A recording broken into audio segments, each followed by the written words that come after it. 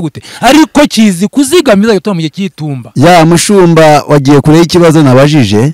Yego nabajije ikibazo kivuga kiti ubanze wumve kuko haraciyemo akanya bishobora kuba wabyibagiwe.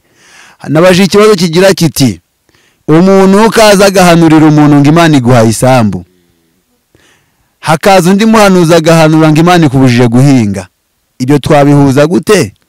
Twafata iki tukareka iki? Nyega ko nagushibije ariko reka rongeye mbigusubiriremo wenda mu buryo bwumvikana. Uvuga ugendeye ku isambu ugendeye no guhinga. Reka mbere mvuga mereye Imana ivuze ngo iguhaye isambu, iyo ibiguhaye undi akaza kubyanga ngo nwihinge, sicyo wabajije? Sicyo wambajije? Imana iravuze ngo iguhaye isambu undi ngikubujije guhinga kandi wahawe isambu. Rero uwo ngukuye ngikubujije guhinga uzagenzure ubwo buhanuzi bwe burapfuye. Imana yaguhaye iguhaye mu bigenda ukore, nagubwiye ngo niba iguhaye isambu ngo wijye gukora, kandi yaguhaye umugisha waje utangiye kutera umugongo ugiye gushaka umugisha utari urashaka handi. Murakoze cyane. Rero turacyakomeza kubabaza ibibazo. Mwaje ngo mbabaze, nanjye ndumuvuga butumwa ndi n'umuhanuzi, nitegura no kuzaba umushumba kuko Imana yabinsezeranije. Birakaguhama oya nzaba we kuko Imana nagivuga ngo ibeshye. Igihari ngiye kuvugaho ni ikintu n'undi kijyanye n'iminsi turi kubona mu iyi minsi turimo. Umuntu akavuga ngo urugero uriya mugore si wawe. Ese icyo kintu umuntu aguhanuriye nka Pastor Joseph, ndabizi ko ufite umugore, akakubwira ngo uriya mugore si wawe kandi mubana, ubwo buhanuzi wafata ko buvuye ku Mana, wafata ko buvuye kuri Satani? Mera Evangelist. Yesu ashimwe. Urakoze cyane mukozi w'Imana. Ico kibazo kizengereje isi mu mpande nye zigize isi. Ico kibazo kirahari, ugasanga umugabo n'umugore bafitanye abana 4 canke 5, Satani kazi kavuga ngo ujya mugore so wawe kandi mufitanye abana. Jewe mu buryo bumwe ndabivuga ngo Imana ntabwo itanga umugisha ngo itange n'igihushane cyabo. Ico ni kimwe. Icya kabiri, Imana yabariye Aburahamu sokuruza wacu ngo ndaguhaye umugisha, arasohoka arareba. Ariko uyu munsi ugiye kureba abantu baza bahindura iby'Imana yavuze, bakavuga ngo byarabo dushoboye kurera, bakaja muri za n'urugero nguhaye. Rero nogira ngo Imana ntabwo itanga umugisha ngo itange n'igihushane cyawo. Ubuhanuzi bwose butavuga kubaka Imana ntisenya, ubwo bwose buvuye kuri Satani. Urakoze cyane. Hari ikintu uvuze ukomeje mikoro. Ndi umunyamakuru kandi ndi no nasesengura. Hari aho ugeze uravuga ngo babyare abo bashoboye kurera, ubihuza na Aburahamu. Ese iki gihe turimo ko turi mu gihe kitari icyo Aburahamu yari arimo, ni gute umuntu yabyara abarenze abashoboye kurera? Yesu ashimwe. Kuri aho urubuto rwose rutangwa n'Imana, kandi ijambo ry'Imana ryaravuze ngo utaranavuka utarasamwa mu nda yo kwibarutse nari ndakuzi kandi nari mfite icyo nakugeneye, nari narakwise izina. Bisigura ngo ntabwo ari twe tubyara, habyara Imana. Rero ntitugwane n'umugisha w'icyo Imana yavuze, ahubwo twakica Imana itanze. Igisubizo kirabonetse gihagije. Rero Mera mushumba nawe mubaze, nsigaje umunota umwe wo kubabaza. Ese ibi bihe turimo bijyanye n'ifungwa ry'insengero, ese iri fungwa ry'insengero murebye ryaba ryaravuye he? Ese imbaraga zifunga insengero zituruka he? Imbaraga zifunga isengero iyo ni ikintu tutapfa kwinjiramo cyane, tugomba kubanza kwitondera, kuko nyeka ko tukinjiyemo cyane twasaba kwinjira muri politiki kandi nabishaka. No umukozi w'Imana wari umuvuga butumwa Yohana Umubatiza yarabwirije, abwiriza atarize. Haza umuyobozi udashaka ko abantu babwiriza atarabashumba, arafungwa. Rero ibyo sinshaka kubyinjiramo cyane kandi nenda akumwihorera. Gusa nyeka ko urande mwisha kuri mu mugambi w'Imana, kubera ko haje mwibyoni bikababaza Imana, kandi twataye Imana umugongo iradukubita inkoni kugira ngo tukore tugarukire Imana. Sinzi wabyumvisha. Urakoze cyane. Hereza na Evangelist agira icyo bivugaho. Yesu ashimwe. Amen. Bakozi b'Imana, ukoze kumbaza neza munyamakuru mwiza. Iki kibazo ni kibazo abantu benshi bibaza mu mitima yabo, ariko nogira ngo ntagibaho gitunguye Imana. Ibi byose byabaye ngo bigaragaze yuko Imana ari Imana, kandi twebwe biradutunguye nk'abana b'abantu, ariko Imana yo nigitangaza izi byose yari ibingu imenyera itangira y'amasoza y'ikintu mu matangira. Nogira nti rero ntitubitende ko cyane Imana yise ishaka gushikako, ahubwo dutegeze twihanganye dusenge Imana izacizira. Murakoze murakaraba. Murakoze cyane. Ese ibintu bijyanye na theology murabyemera? Turabyemera cyane. Ndabyemera cyane. Ya, murakoze, muravuze ngo murayemera cyane. Ese aba evangeliste nabo biga theology? Cyane gose. Nawe warayize? Yego. Nizi shuri rya Bibiliya iyo bita ishuri Emmaus. Wize muri Emmaus? Muri Emmaus. Aha. Ndashaka kubabaza ikibazo kigira giti, ese umuntu utize muri Emmaus cyangwa se mu ishuri ya theology nago yabasha kuvuga ubutumwa? Yashobora kuvuga ubutumwa, ariko iyo wize ishuri rya Emmaus wigisha icuzi kandi ukigisha abandi ico batsobanukiwe. Ya, rakoze cyane.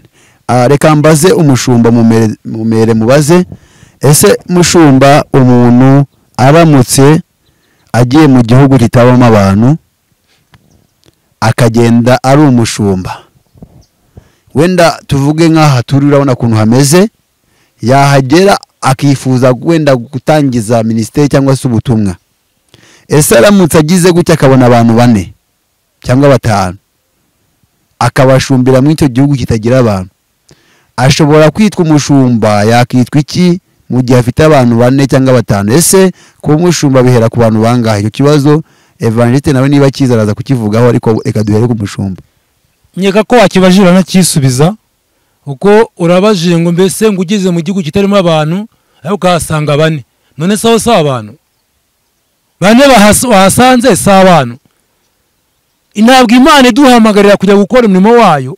Yesu tuya muzajyana muzaza n'umuharungana gutya, namore yakize ngo uzaza n'umubare 1000, aza n'umubare 20, aza n'umubare 200. Oya, umuntu wese ushaka gusana umuntu n'umuhari ukaza mu butanga akabwiriza kavuga ubutumwa, uwumva uri kuvuga akaza kuri cya magambo uri kuva akuva mu kanwa kawe, kuko Imana yaguye kurangurura ngo ubwire amahanga yose. Urakoze cyane kubaza ico kibazo. Ahari umushumba, ubwo nye hakiba umushumba, ubwo nyene haba habonetse abashumba, kuko Imana ihamagara Abrahamu yavuye mu gihugu ciwabo arava no mu by'iwabo, ariko aragenda, Imana yajanye nawe kandi yamuhaye umugisha. Bisigura ngo umushumba niyo bo bahereye kuri 2 arakomeza, itorero rigakomeza, kuko amatoro yose mubona Yesu abwiriza ngo yahereye ku ntumwa 12, nyuma yatura ngo muzagende mugwire kandi mukwira isi yose, ababwira aho bahera kugeza naho nawe Samu uyu munsi wabaye umuvuga butumwa bwiza. Rero ahugeze kubera wamugisha Yesu yaduhaye ngo genda mukwiza amahanga ijambo ry'Imana. Bisigura ngo Yesu ibyo yavuze yatwatuyeho ngo genda mukwira amahanga yose. Ahugeze rero uhabonera umugisha. Ikindi cogeho uko yagiriye Yoshua na Kalebu, yavuze ngo abahaye igihugu, natwe yaduhaye ubwo bubasha bwo kwigisha ijambo ry'Imana, yaduhaye uwo mugisha. Rero uwo mugisha turawufite, tuzogena mu tuzavuga kandi Imana izumva. Imana iguha umugisha. Hari ijambo rivanga 2 cyangwa 3 bateraniye anzuka mbane nabo. Mubaye abatumigwa beza cyane kuko mudushubije mu buryo twifuzaga. Rekame mwene data turi kumwe kugira ngo nawe yumve ibyo ataravuga, kandi nshaka kongeraho ngaho. Evangeliste aravuze ngo tuzajya mu mahanga yose nkuko Yesu yabivuze. Dushaka kutabasha gutega indege, ariko ubu turi mu mahanga yose. Abakurikira Samu TV, Birashira TV, Vania TV show, Vania TV show, aho ngaho bashaka ko batari mu gihugu cy'u Rwanda, bari mu yandi mahanga, ariko bakurikira ku ikoranabuhanga, ukabuvuza ubutumwa hehe hiryo ngiyo hose ku isi hose. Ntabwo rero aho ushumba hose, abo dushumba barahari, abo tubwiza bose ubutumwa barahari. twaremeye twemereye gutumwa n'Imana nkuko Yesu yatumye abigishwa ni mugende mu mahanga yose mubwiriza abantu ubutumwa bwiza kandi abazemera muzababatize. Ya murakoze cyane. Mu minota 2 isigaye reka mwene data dawe niho hari ikibazo afite babaze ubundi dusoreza ahangaha ikiganiro kwa dufite twari twihaye iminota 30 turabona habura 3. Ya murakoze cyane. Buriya hari ikibazo mwigeze kwibaza ngendo umudivantiste. Yego. Ariko hari ukuntu mwigeze kuvuga ko abadivantiste batemera ubuhanuzi. Abadivantiste kuvuga ngo ntibemera ubuhanuzi mpamya ko byanga bikunda aho hantu wenda harabo mwabibwiye barababwa ngo ntibishoboka ariko ntago babuhakana. Ahubwo icyo bahakana ni iki? Ibi by'ibihimbano bitagira iyo biva nibyo batemera. Buriya mwene data Thierry hari ikintu yavuze ngo ubuhanuzi Bibiliya. Buriya ikintu cyose ushobora kuvuga kiri hanze ya Bibiliya nta buhanuzi burimo. Icyo cyo nemeranyijwe nawe 100% kandi nundi mudivantiste wese ahari nzi neza ko yazahamye icyo kintu. Ntago ari uko rero ubuhanuzi batabwemera ahubwo bo bemera ubuhanuzi nyakuri. Naho ubundi ibintu bimeze neza cyane rwose. Ibibazo Sam TV yagomye kubabaza ni ibibazo byiza cyane kandi mwagiye mubisubiza neza cyane. Nge rero uretse kongeraho ngo Imana ibakomereze impano kandi bongerera imbaraga naho ubundi ibintu bimeze neza cyane. Sinzi Sam gira ikindi. Murakoze cyane. Icyo tugiye gukurikizaho kuko mwamaze gutanga ubutumwa ariko abantu bakeneye kubahamagara bakabamenya. Ntabwo twe dukora nk'ababandi batanga ibiganiro bakanga gutanga nimero. Twebwe ni ukuvuga ngo ugomba kuvuga nimero yawe kugira ngo uzashaka kugukoreraho umugisha cyangwa se uzakenera kuguhamagara akagira ibyo kubaza abashe kukubona. Rero tugiye guhera kwa pastor abanze avuge nimero ariko hari ijambo yasigaje rivuga ku bijyanye na Farawo. Turaza gufata umwanya wayo ndirimba ukwayo ariko kugeza isaha natange nimero mu kindi kiganiro turakora kuko twebwe twemereye gutanga ibiganiro benze 2 ku munsi cyangwa 3. Ntabwo turi babandi tuvuye ngo turakibika ngo ikindi oya kuko umuntu niba yumvishe agomba kuzakomereza n'ubundi kubijyanye n'itwa musezeranije. Rero watanga nimero yawe. Nimero yanjye ni 0788411360. Ndayisubiramo 0788411360. Sorry 0788411360. Imana ibamugisha. Duhere na Evangeliste. Nimero yanje ni 0783 ni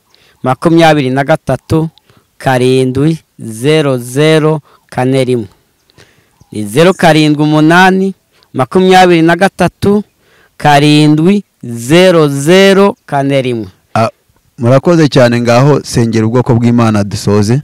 Yesu uri Imana y'ukwize guka Imana yo kwiringirwa uri Imana yamyeho yahozeho izahoraho nyagohora ku ngoma. Dushimye kugira neza kwawe tugushimiye ko wabanye natwe data utuye mu buturo bwera. Twakubwiye dutangura iki kiganiro ngo ubane natwe ngo kandi twasoza turamahoro turagushima. None turagushimiye kuri ubu bwoko uhagije ijambo ryawe. Turagushimiye ko wabanye natwe muri byose ari wewe Mana ishobora byose. Tugushimiye ineza yawe kandi iki kiganiro aho kizagera kizakore ku mitima y'abantu. Abarushe baruhuke abihebye n'abaremerewe babone ineza yawe data. Tubigusabe twizeye kuri Imana yumva kandi bikoze mu izina ry'Umwami wacu Yesu. Amen. Ibiganiro naho ubutaha turabasezeyeho rero mubane n'Imana.